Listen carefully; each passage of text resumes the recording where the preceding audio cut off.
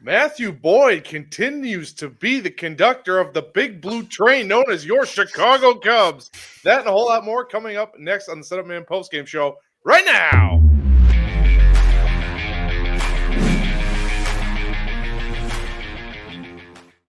Welcome into a winning edition of the Setup Man postgame show.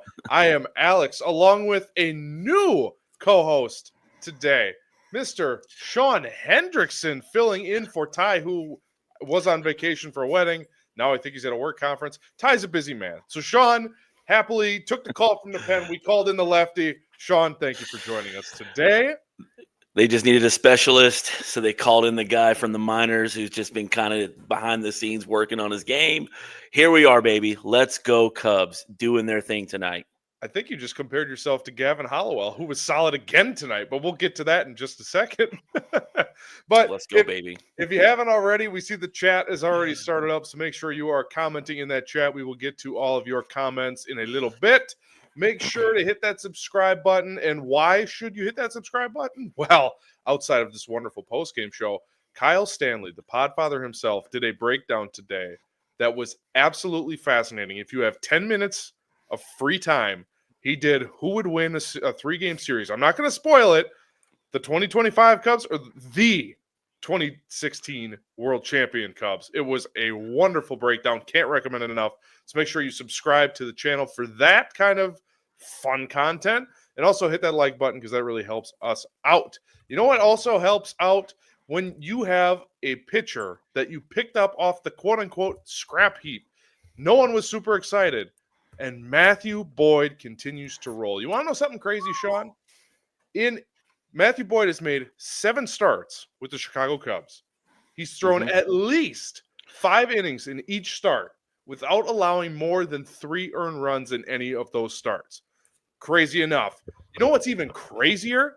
Matthew Boyd has faced the teams he's faced collectively, their winning percentage is .597.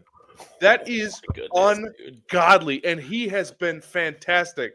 Those stats, I should quote my stats here. Marquis was the win percentage stat, and per Aldo Soto on X for the 5 innings and 3 earned run stat. Sean, what can you say about Matthew Boyd? I think we as a Cubs fandom, nation, setup man, nation, crew, family, whatever we want to call it here, I think we first off need to offer a major public apology to Jed Hoyer. Okay, I know we don't like what we don't like about Jed and what he does or what he doesn't do, but like Matthew Boyd, and I'm going to offer a public apology to Gavin Hollowell, because I know when all the roster moves were happening in the offseason, if I were to show you the chat threads of our group here at the Setup Man, every single one of them, yeah, we should DFA Hollowell. Yeah, I think Hollowell's going to be the next one to DFA. Gavin Hollowell, if you watch this, bro, I'm so sorry. I apologize. I'm so glad you're a part of this organization. I will never doubt you again, bro, unless you completely blow up. But we need to just recognize game. Okay, game recognizes game. Matthew Boyd has the goods. This is why they set him up. This is why they went after him as early as they did. And based on what we are seeing and what everybody else has paid for the other relievers and the starters in the market, we got a diamond in the rough. I mean, there's no other way to say it. It's unbelievable, especially when we made the signing. Everyone's like, oh, nice depth piece. Maybe you overpaid. he has been worth every penny and more. And I know Colin Ray is pitching this series yet. Actually, he goes tomorrow. We'll get to that in a little bit. But between Matthew Boyd and Colin Ray, yeah, we all owe the front office an apology. It's almost like they know what we're doing, and we shouldn't be running a baseball team because, as we were going to talk about in a little bit, but we can bring that up now, everyone was complaining and just screaming, we need Matt Chapman in the lineup. The dude was batting at the Mendoza line to start the game. Granted, he had a nice game at the plate. And he had 2 errors when he's really known for his glove. He had 2 errors tonight. So maybe us as fans, and it's really hard, but maybe, just maybe, the people running our baseball team are really good at their jobs. Maybe, just maybe. Yeah. No, I think, and I'm going to shout out there to Tom Olson because he's like, hey, don't forget that Michael Busch trade right now. Yeah. And I agree with him. Like, hey, Jed probably was handcuffed. Like, and I think we all kind of came to that conclusion when I think it was Jesse Rogers who came up with the we're not sure if the what are they called now? I forgot what they're called. I'm sorry, guys. The group of people, the investors, the minor group investors who are like, yeah, we don't really believe he's going to sign any major long-term contracts. Like, just truthfully, like, I get that, but man, I mean, if Jed was handcuffed, like, I know everything. There's a hit and miss. You know, you take a gamble on a reclamation project. Like, we took a gamble to go get Brad Keller, who has looked awful the last couple of years. The stuff was there, but hasn't put it together. But look what we got. You know, you've got the Julian Merryweathers, who again came off of a bad start, or a bad outing last game. But for the overall, for what Julian Merryweather, what he got DFA'd by Toronto. Yeah, Jason Miller last year, another one. Like, again, David Robertson, Mark Leiter Jr., these guys who we took gambles on, and look what we got for them too. So, I mean, I think we have a very good idea of that. Do we wish we could get better starters or more top guys like Seattle? But I think for what we have had and what Jed's had to work with, I think I'm done yelling at him for that. Yeah, and someone pointed out in the comments, I was trying to find it. Right here, our friend Tom Olson, Jed being handcuffed. Yeah, and I mean, I don't really want to have the ownership, GM, roster construction. I don't really want to have that conversation because at this point, it's tired. It's not super interesting at this point. The ownership is going to ownership, and the front office has to do what they have to do. But as far as this team is constructed, I mean, they're just clicking right now. And I know that's not this revelatory thing, but even guys like Dansby Swanson, who Cubs Twitter and Cubs social media really has been divided on this guy since the day they signed him. Well, they could have got Correa. They could have got Turner. They could have got this guy. And they got Dansby Swanson, who's been unbelievable with the glove. Offense has been a bit of a roller coaster. He'll be really hot for 2 weeks and then really cold for like 4 weeks. But since moving to the 8th spot, Sean, I know you had a bunch of stats. Care to share your stats on Dansby Swanson? Yeah, so I believe he was moved to the 8 hole on the 29th. I think it was the start of our Pittsburgh series. So, guys, since he's moved to that position, he's 12 for 26, which brings us to a 462 average. He scored 8 runs, knocked in 5 with 3 home runs. Like, this is it. Like, this is like, I don't know. I was trying to rack my brain about it here about the 5th inning when I started looking at that and going, oh man, he's really been on a tear these last like 7, 8, 9 games. And I had to think, I'm like, is there another 6, 7, 8 hitter in the league where we're like PCA, who is pushing all-star status, Nico, who's swinging a really good bat, and then Dansby, if he continues, like, not even if he does that exact same thing, but just if you just give me somewhere in between where you were, what you're doing, and just give me a level of consistency, I'd be willing to put our 6, 7, 8 guys up against pretty much anybody in the league. Yeah, and in terms of Dansby Swanson, look, he's not going to hit 300 with 30 bombs. Well, we paid him all this money. You paid him to be a leader, to bring in this new era of Cubs baseball, and he is a winner, man. He wins wherever he goes, and he's done everything you could have asked outside of hitting. That's been the one thing. Yeah. But now in the 8th spot, you're not expecting him. He can hit 235 to 240. He can just play his fantastic defense. Mm-hmm. Well, Jason Hayward, I don't want to hear the comparisons with Jason Hayward. It's not the same. A shortstop has such heavier weight on him defensively, Yeah. where Kyle Tucker's a Gold Glover, okay, but it's not like he's getting balls constantly. Dansby works every night at shortstop Yeah. and to an elite level. If he can just hit 240 plus with 20 bombs, fantastic. And if we recall, and I didn't look this up, it just came to me now, and maybe I can look it up as I'm rambling here. But if we recall, Addison Russell in 2016, his batting average wasn't amazing by any means. Right here. So in 2016, that was his lone all-star year. He hit 238. He had 21 homers, 95 RBIs. You're telling me Dansby Swanson can't do that? I think he can. And I think I'm not willing to let Dansby off the hook yet. I'm not ready to do that. Because when we did get him, like we knew he was a winner. He won at every level. He was a good leader, but we paid him a lot of money to build on what he did that World Series run with the Atlanta Braves. Like we paid him money, and it felt like we've only gotten one side of the coin. We've had spurts early in his first year, then it died off. Then we got it some of the second half of that second year, and then it died off. And then we haven't really had a full year of Dansby Swanson taking a step forward. And I think that's been the biggest complaint is like, we need you, man, to play to that contract. Like, and I don't know if I'm not going to say that I'm in the mind of Tom Ricketts, but like there is a little bit of a shell shock there. You're a little gun shy, I think is what they used to call it, playing football, you get hit, rocked really hard. And it's like, I don't know that I want to run through that same gap again against the same linebacker. And so you got Hayward's contract and you got Dansby, and Dansby hasn't really we bought him and gave him that money because we thought he was going to take a step forward. We haven't seen a full step forward. So if Dansby can excel even in the 8-hole, again, there's no other 8-hole hitter doing what he's going to be doing right now. So if we can get him to take that step forward, and just, again, I said it at the beginning of the season, consistency. Yep. I like the highs, but I hate the lows. Give me somewhere in the middle year round. Like you're going to get your numbers, not going to be flashy. You're going to put up another Gold Glove this year. Like that's what we need from you. That's what earns your paycheck, and that's what gets us fans off your back. And then I believe that'll open the bank of the checkbook for Tom Ricketts again. That would be nice, especially with a certain right fielder that we have. But we're not talking about that today. We're going to keep the vibes high. But continuing with Dansby Swanson, they move him down to 8. Okay, well, now your pressure's off. Now he's starting to hit again.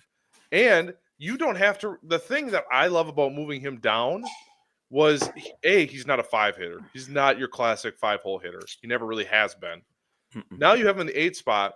He's around guys like PCA, Nico, and Nicky Lopez, who we need to shout out after we finish this conversation. He's surrounded by guys where he doesn't have to feel the burden of being that guy who hits, 300 with 30 bombs. Just go do your thing. And you can tell he looks like he's playing looser. He's smiling more. There's little things that I'm going to label myself a body language expert. Like there's just little things. He just seems so much more relaxed. The vibes are incredibly high, and obviously winning cures all things. But you before the show said, hey, we need to mention Nicky Lopez settling in at third. 1,000%. He made another diving play today, almost got 2 out of it, but got the lead runner. I mean, I know it's not saying much because it's not a very high bar to clear. But, man, Nicky Lopez, give it up for him because he really has solidified himself as, he needs to be at third base almost every day.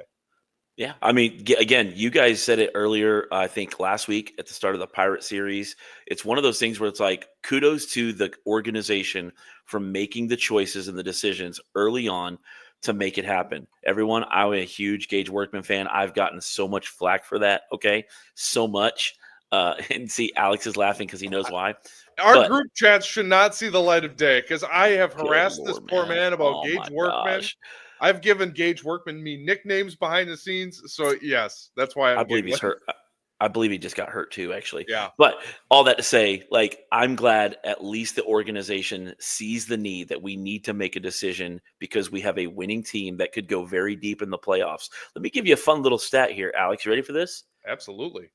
The Cubs did something they have never done before in the history of the organization. Which is? They have won 6 home opening series games in a row. They've never done that ever before. They've won 5 a bunch of times, but they have never opened up games at home and have won the first game out 6 times in a row. And you might go, that's a stupid stat. I heard them say that. Here's why I thought that was important, is because if we expect this team to be a 90-plus win team and win our division, that means we're going to have some home field advantage in the playoffs, guys.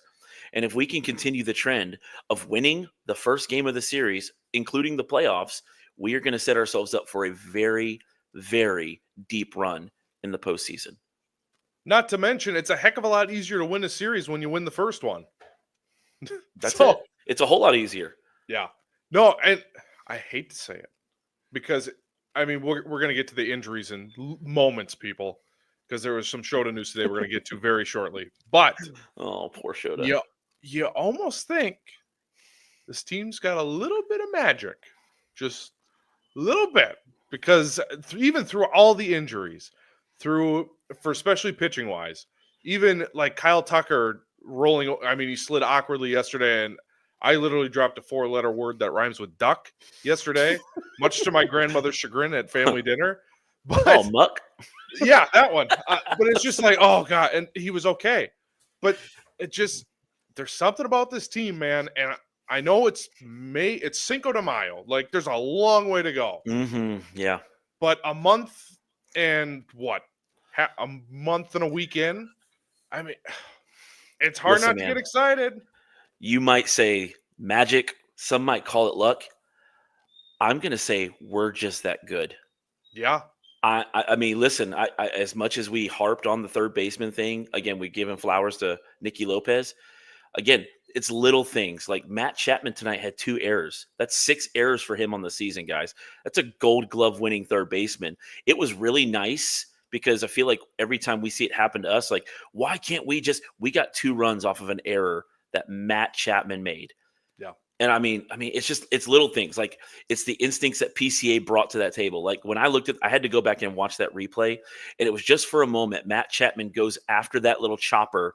PCA starts to dart down the line, stops. Matt Chapman takes a little glance over, gets his eye back, and loses the ball, all because of the, I think Ty would say, what's the word he uses? I don't even know what the word is. The craziness that PCA is. Chaos. The energy. Oh, that's it. Chaos. Maybe that's Brian. I think Brian said it's the chaos that PCA brings. Like, it's those little things. Willie Adames throws the ball past the second baseman because he realizes PCA is already beat out 2 different double plays early in the season because of his wheels. He needs to hurry up and make a throw that doesn't do that. I'm saying, I don't know that that's lucky. I don't know that it's magical. I think that's good baseball. That's a good baseball team making good decisions and putting the pressure on other teams. You're not just coasting through this, guys. It might, we always say, listen, it's early in the season. Some of these games don't bullcrap. These games matter to the Cubs, and they're making a statement right now. And I'm excited to see these next 2 or 3 weeks, because this is the point of the season last year where we had the same great hot start, but it all went downhill. And to me, I think we could look at last year's team and go, man, there were some big holes still that we were worried about. But I'm having a very hard time going. I know there's issues in the pen at times. We're still figuring out third base, but honestly, like, we're still winning with those issues, and it's decisive. Yeah. And I know we got to keep rolling here with the show because we're on a time crunch and we're already at 20 minutes, but guys like Carson Kelly, the bullpen has settled down. I mean, all of these quote-unquote holes we thought we had they've been lifted, and they've been really good. Brad Keller, you mentioned earlier. There's guys stepping up that we weren't expecting, and this is that godforsaken phrase, outperforming projections.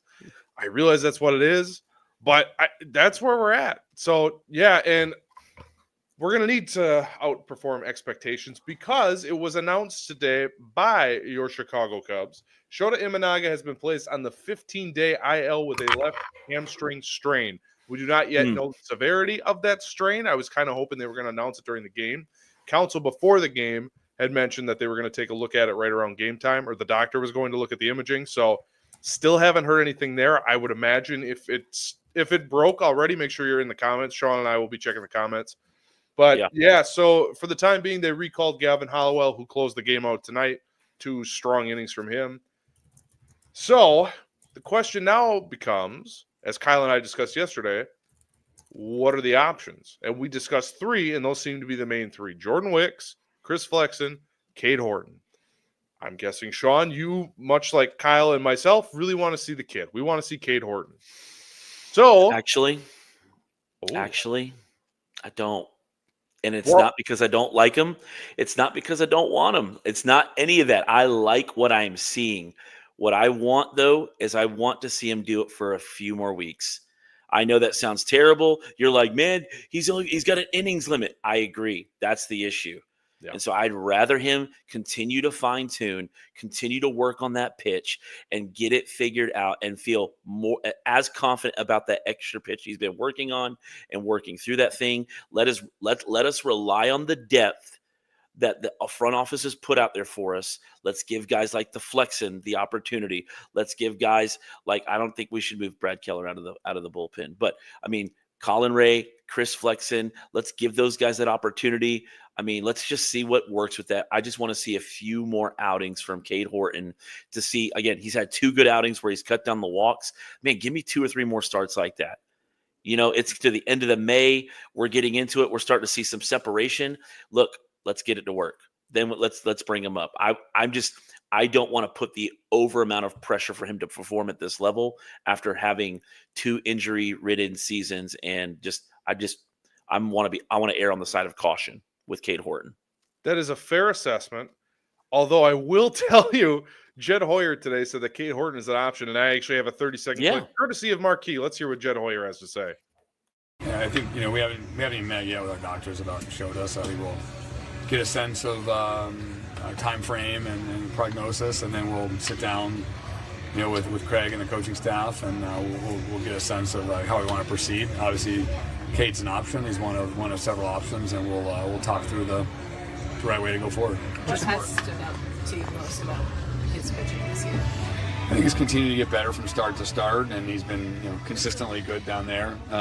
He's sort of built off a good spring training, but his last couple of starts were better than the first couple of starts down there. He's been going 6 innings and throwing well. So he's done his part in AAA, certainly throwing the ball well. So the only thing I'm going to highlight there, and he's not wrong. I mean, he's built off a good spring. He's gotten better with every start. All good things. Maybe you want to ride that momentum. Cool. But at the very end, did you notice he said he made a comment, and now it totally just left my brain because I am a professional on live YouTube. But he made a comment where it's like maybe there was a little bit of caution there. Yeah. So I do think, at least for now, I think Chris Flexen gets the start. And I said yesterday with Kyle, I still think end of May, June is the timeline.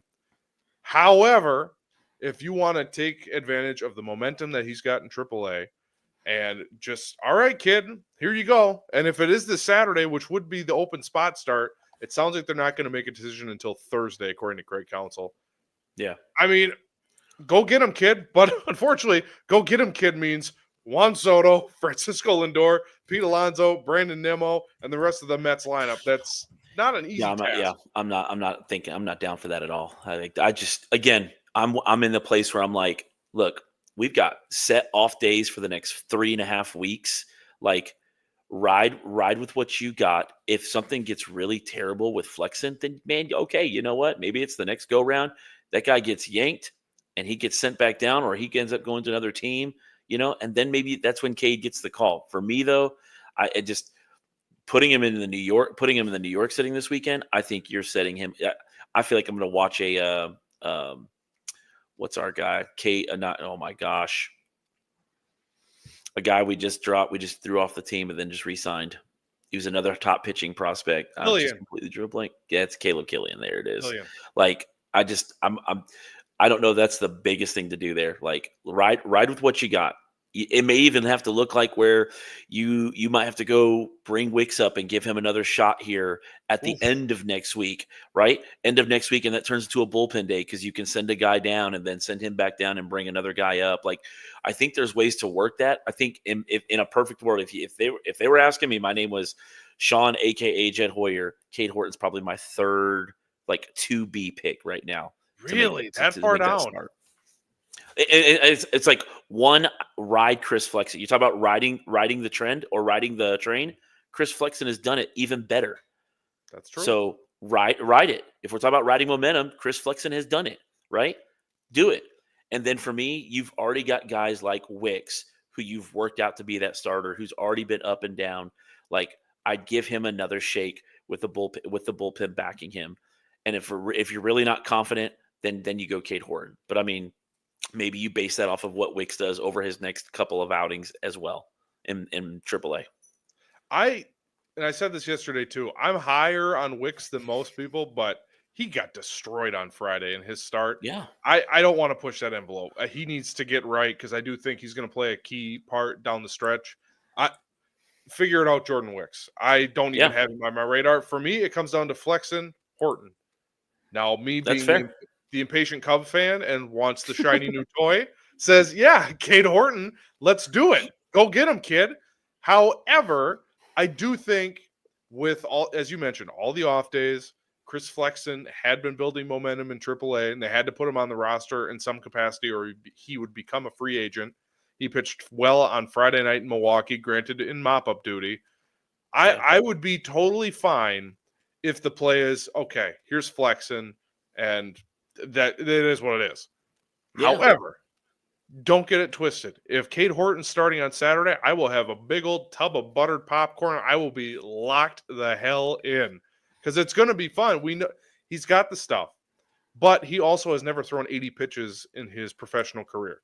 And Correct. combined between, and I said this yesterday on the show, between college and his professional career so far, he hasn't even thrown 200 innings. So I get the argument to not push the envelope. But that said, it's like, well, at some point we need to figure out what you are. And throwing him in the deep end, well, there's no faster way to figure out what you got, kid, than Lindor, Soto, Alonso, and Nimmo. Yeah, I feel like that's a trap. That's a trap hole, man. You know, I'm playing a card game, play the trap hole. I just wiped out my whole board. Like, I'm not doing that. Like, I don't know that's the best thing. And again, we're talking about see what you got. Then we've got Miami twice. You've got the White Sox. You know, you got a couple series with the Reds, but I think you've got the Rockies at the end of the month. If you really want to see what Wicks has got, wouldn't that be a good game to throw him into? There's a handful of series there to see what you got, and it gives us a little bit more development, a little more time to make sure that Cade Horton is doing everything that we want and checking all the boxes that we want. Yeah, and I got the schedule on screen here if you're watching on YouTube. So they got to finish with the Giants. That ends Wednesday. Then they have the Mets. Then the schedule softens. Marlins, White Sox, Marlins. However, that series against the Reds, they have 2 series against the Reds in a week. Those are going to be massive. So, Sean, very quickly, because I know we got to keep rolling here. Yes. How do the Cubs survive Shota missing, let's say, a month-ish? We don't know the exact timeline. In fact, Break Even Tom, our friend of the show, commented that Council said it's a mild strain. But I don't see any timelines from the chat yet, and I haven't checked Twitter or X. So my question for you, Sean, is how do they navigate the next month without Shota? So I think the front office is in a position, and they're going to make the decisions to put us in the best position to win. We have seen the evidence of that right now, whether it's the defense being picked up and shifted around for third base, guys are going back and forth, pitchers being called up and down. Like, we've seen them make the moves. I think honestly, the nicest thing about this part of the schedule, this is probably the best time for Shota to have gone down, because we are playing very, very, very sub 500 clubs. So for me, man, it's ride Chris Flexen within that rotation. Maybe you bring Wicks up. If I'll make a bold statement. If Cade Horton has a couple more good outings the next couple of weeks, I'd love to see him start Monday, May 26th against the Rockies at home. I would Yeah. love to see it. Like, I think that's very ideal. I think that's very safe. I think you're giving a little bit more time for him to work things out. And I think it gives you a chance to go, okay, Wicks is not the go-to guy. Maybe we have to call him up a week early. Maybe he goes at Miami the week before. But like, I think it gives us it gives them an opportunity to say, hey man, Wicks isn't here. We need to go find another arm by the end of May, early June. We need to get another arm in this pen, especially if Shota is out for an extra 2 or 3 or 4 weeks outside of the month. Probably he's going to be out. So I think that's how they're going to do it. We're going to rely on Jamison Tyon doing his job, Matthew Boyd being consistent, putting up over 5 innings over 4 of the last 7 starts. We're going to lean on Colin Ray, which was, again, someone said early in the beginning of the chat, that is another steal.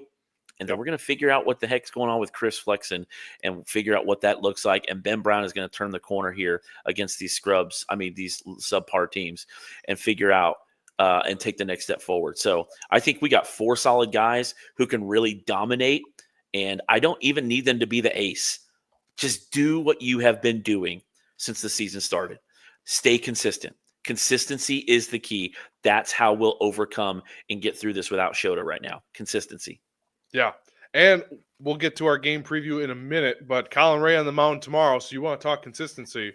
I mean, they're going to need him tomorrow. Let's go win a series tomorrow. But before we get into that, let's get a quick word in from our friends at Obvious Shirts. Setup Nation, I want to take a quick break so that you know how you can support our channel and wear some cool swag like this. We've teamed up with Obvious Shirts to give you a chance to have your very own Setup Man shirt or hat. Pick from 3 different types of shirts, or my personal favorite, the trucker hat. Go to the link in the description of this video and podcast to claim your Setup Man apparel. And thank you so much for supporting our channel.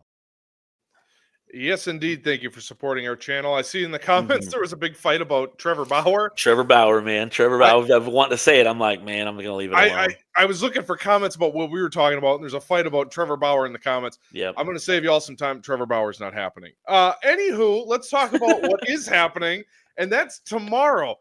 Cubs, Colin Ray on the bump. He's 2-0 with a 1.46 ERA against future Hall of Famer Justin Verlander. Yes, if you didn't know, Justin Verlander is a San Francisco Giant.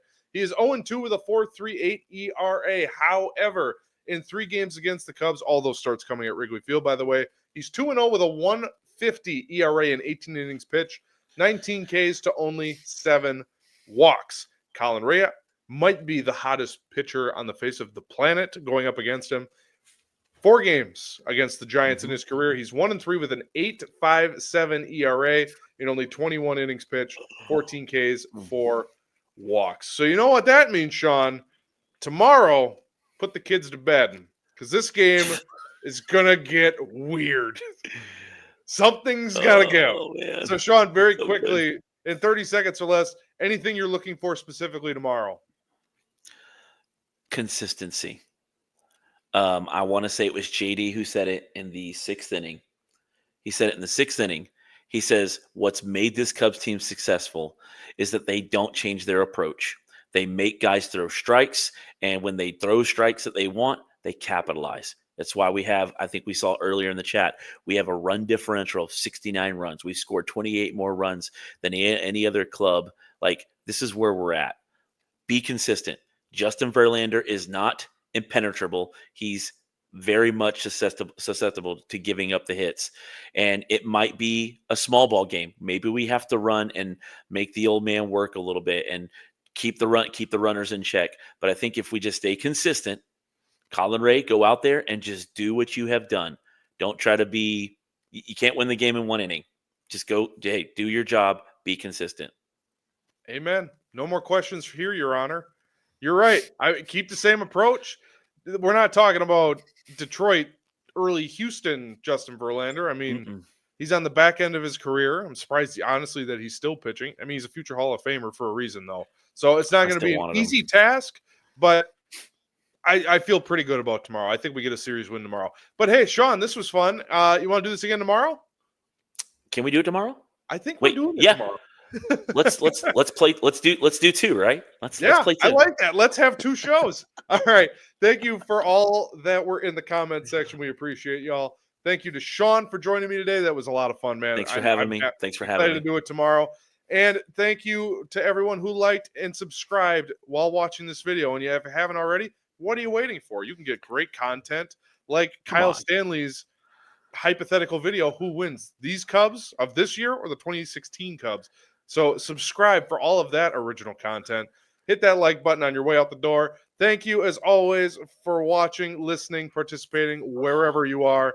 We appreciate you. Fly the damn W. Let's go get a series win tomorrow. Sean, we'll see you tomorrow. But until then, Sean and I are going to go ice up our arms. Talk to you tomorrow. Deuces.